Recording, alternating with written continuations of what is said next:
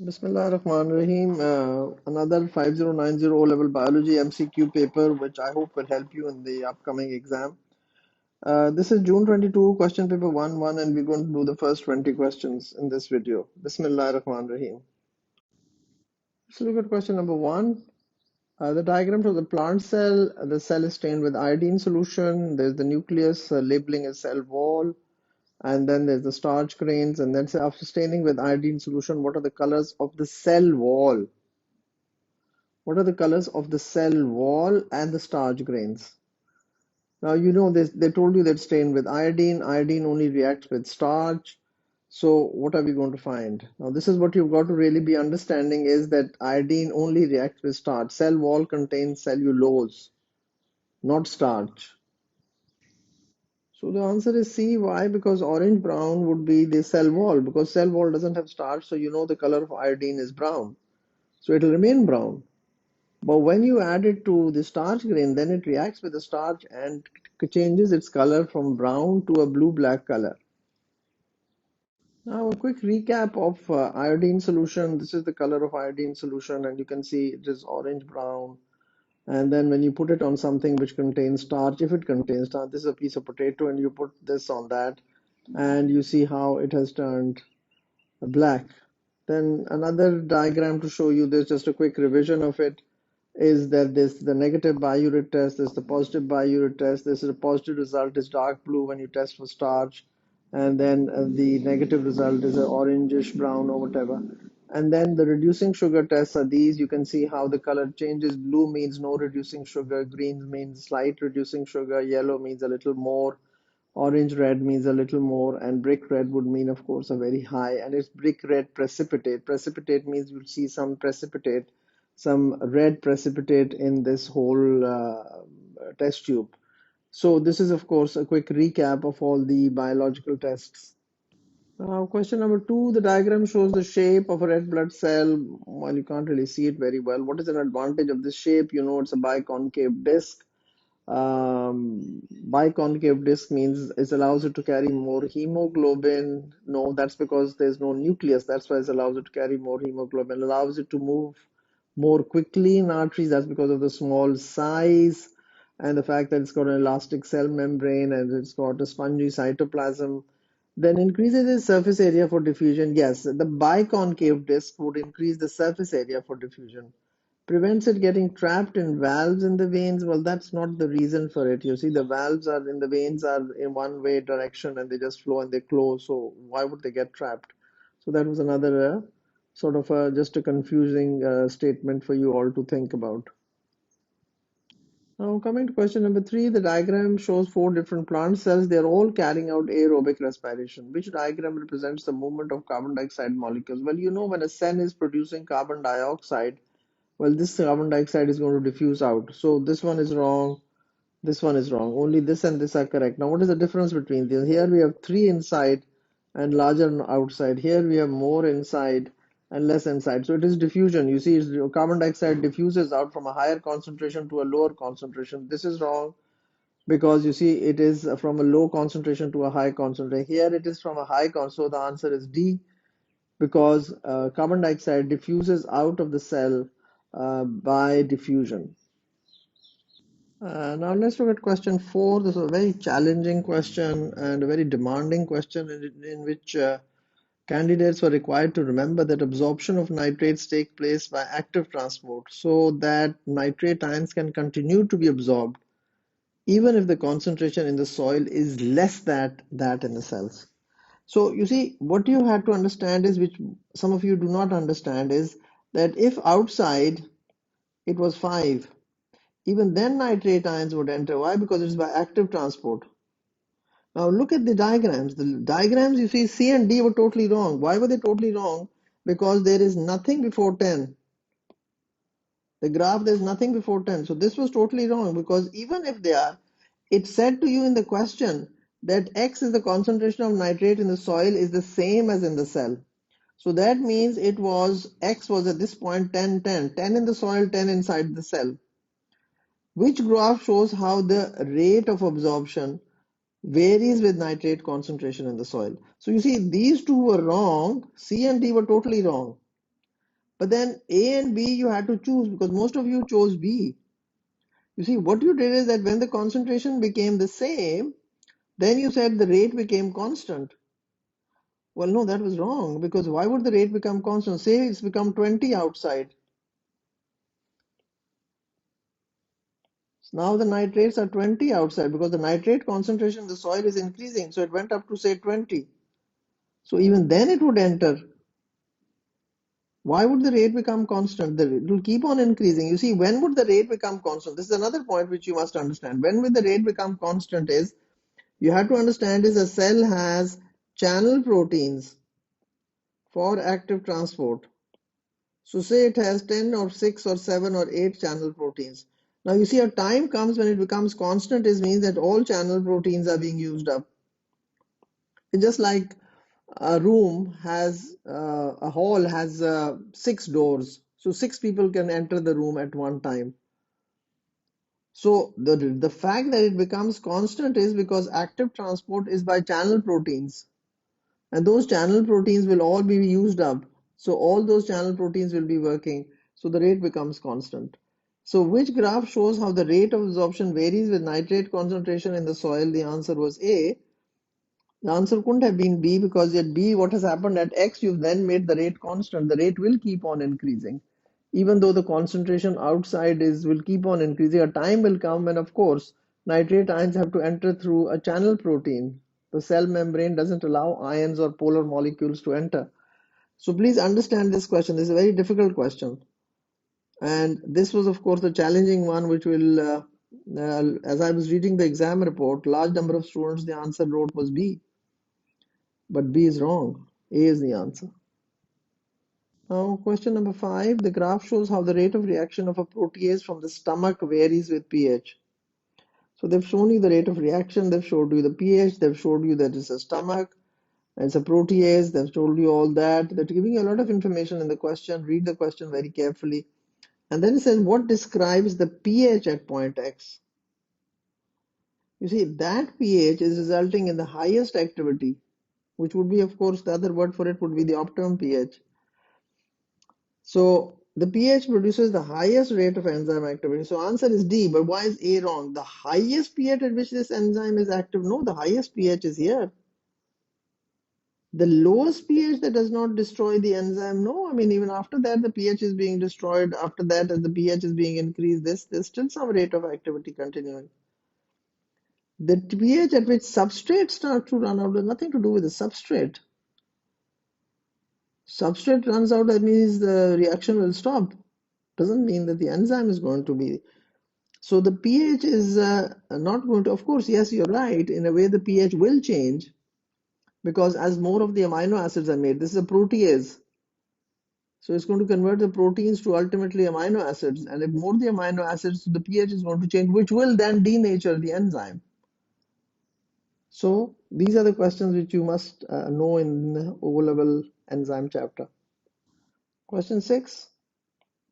A dilute starch solution turns blue when very dilute iodine solution is added. Fine, we know starch reacts with iodine, gives you a blue-black color. This color disappears as the starch is broken down by amylase. Naturally, if the starch is going to be broken down by amylase, then first say we had 100 starch and then we have 0 starch. So then that blue color is going to go. So the blue color is going to go. Now the graph shows the disappearance of the blue color at different temperatures. Now when you read this graph, some of you will not comprehend this graph. I'm 100%. Some of you will understand it. Now at 10 degrees Celsius, it took 30 minutes for the blue color to disappear. At 20 minutes, it took 10 minutes for the blue color to disappear. At this temperature, it took only 1 minute for the color to disappear. At 50, it took, say, 10 minutes for the color to disappear. At 60, it took 25 minutes for the color to disappear. So this is how you understand the graph. Now it said, which statement explains the shape of the curve? Enzyme activity rises as the temperature rises. Then what's happening after this? You have risen, the temperature has risen from 30 to 40 to 50 to 60 to 70. So what we have to understand is when we read the question, we must read it very carefully. Now, enzymes have an optimum temperature range for activity. Yes, that's correct. But why are the others wrong? See, why is it wrong? Enzymes are inactive below. Well, they are. There is some, it's taking longer, but less than 30, there is activity. Enzymes do not work above 50. No, you see this graph, it's still working at 50, at 60, it's still working, but it's taking a little longer for the blue color to disappear. So that is why these are wrong. You must know why these are wrong. A plant has leaves with both green and white areas. This must be a variegated leaf. So it's called green and white areas. One of the leaves is partly covered with aluminum foil which blocks light. So any area under this area is not going to make any glucose or any starch. But the white area can, as it is, not make any starch. So one of its leaves is partly covered with aluminum foil which blocks light. The plant is then placed under a lamp for 24 hours. After this time, discs are cut from the areas of the leaf shown and tested with iodine solution. Now, naturally, these are not going to turn black because there's no starch in the white area. In Z, why there isn't? Because you place the aluminium foil and it's under that aluminium foil, so there'll be none in Z. So it only will be in Y. So that is why the answer is D only. Y only. Because Y is the green part. Z is the green part, but then Z is covered with aluminum, so no light. It did not. The light did not reach it. So if no light reaches it, no photosynthesis, no glucose, no starch. No glucose, no starch. Please understand that. Question 8. A gardener grows tomato plants in pots. To begin with, the plants produce green leaves and grow quickly. Then after a few weeks, the leaves turn yellow. So first of all, you have to remember is this is in a pot, and then you got these plants growing in a pot.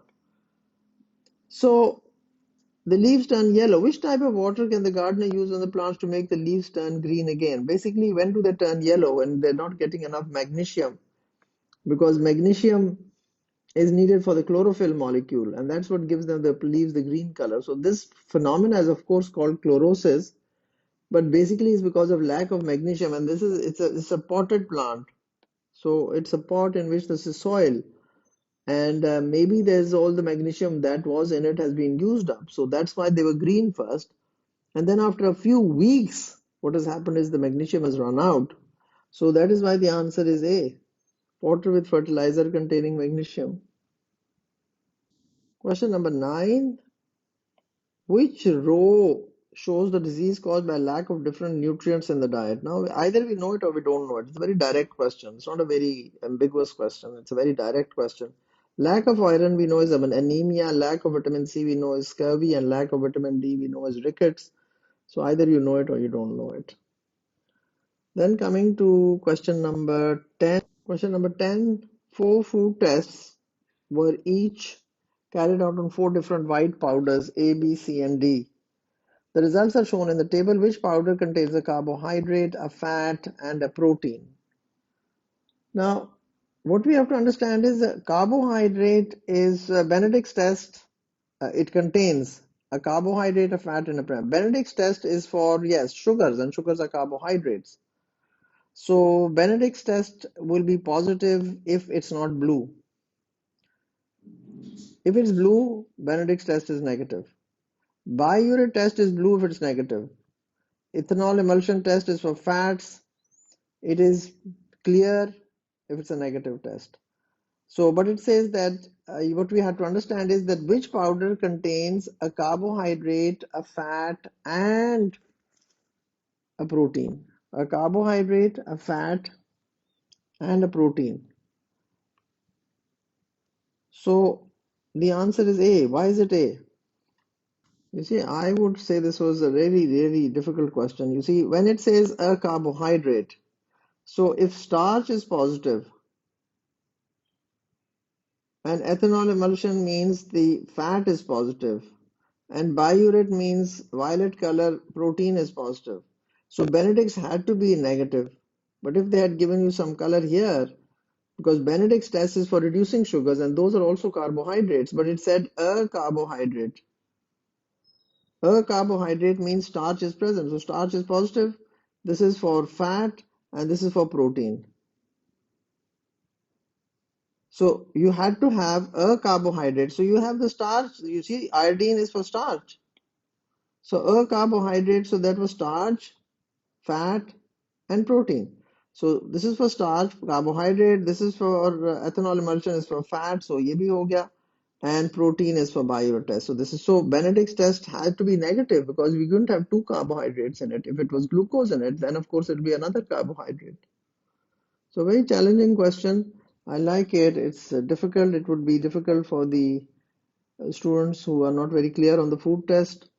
Now coming to 11, question number 11. What is an example of a simulation? Basically, it's building of proteins from amino acids. Simulation means the use. Now, absorption of glycerol into lacteals would be the absorption topic in the digestion chapter. Breakdown of glycogen to glucose in the liver. Well, that's for homeostasis. That is to contain the blood glucose molecule. The release of release of a hormone from a gland. Well, that's not a simulation. It's actually first of all, the production of that hormone would be a simulation, but the release of it would not be assimilation. Assimilation means, okay, so you had a piece of bread, it contains starch, it's converted to glucose. Then what happens to that glucose? So the glucose is respired to release energy. Glucose is converted to glycogen and stored in the liver, assimilation. Glucose is converted to fat and stored under the skin. So assimilation would be, I usually associate a word with assimilation and I say, how is the body going to use that molecule? Question number 12. I remember a student asking me this just 2 or 3 days ago on WhatsApp, and I had to give her a long explanation because she probably was just not understanding what this whole thing was about. 4 plant shoots were set up as shown in the diagram in the same environmental conditions. Waterproof petroleum jelly was applied to the plant's leaf surface as shown. Each beaker with its plant shoot and water was weighed at the start of the experiment and after 24 hours. After 24 hours, the percentage loss in mass was calculated. Now, what does it mean, percentage loss in mass? There has been a 10% loss in mass. So it was 100 grams and 10 grams. Now it is 90 grams. So 10% loss in mass. Whatever the mass was, say I'm giving you a very simple example, is 100 grams and then it was 90 grams. So 10 has been lost. So 10% loss in the mass. 2% loss in the mass. 20% loss in the mass. So give yourself these different figures to make you comprehend and to understand. It's a very important skill, reading the question and understanding what the question is about. Some of you are brilliant at that. After 24 hours, the percentage loss in mass was calculated for each plant shoot. Okay, plant 1 petroleum jelly on lower leaf surfaces. Plant 2 petroleum jelly on upper leaf surfaces. Plant 3 petroleum jelly on upper and lower leaf surfaces and no petroleum jelly. Now, what you have to understand is, where does water loss occur? It occurs through the stomata. So there are stomata on the lower part of the leaf. This is what your syllabus is. You have to study this type of leaf. But there is also some water loss from the upper part, which is the cuticular transpiration. There is some water loss, some very minimal, very little, but there is. Now, of course, the maximum water loss would be in 4. I said maximum loss would be in 4. So this would be the largest. Now, what are they asking you? Now they're asking you shows which row shows the results of this experiment. Percentage loss in mass after 24 hours. So if 4 has to be the maximum, then it's very easy to really figure this out. 4 has to be the maximum. 4 has to be the maximum, right? So, now, I mean, the answer is of course B, but why is it B? This is what you have to understand. You see, plant 3 would have the least. Why would it have the least? Because if you've covered petroleum jelly on both sides, because petroleum jelly is on both sides, so there is going to be 3, there's going to be a loss of 3.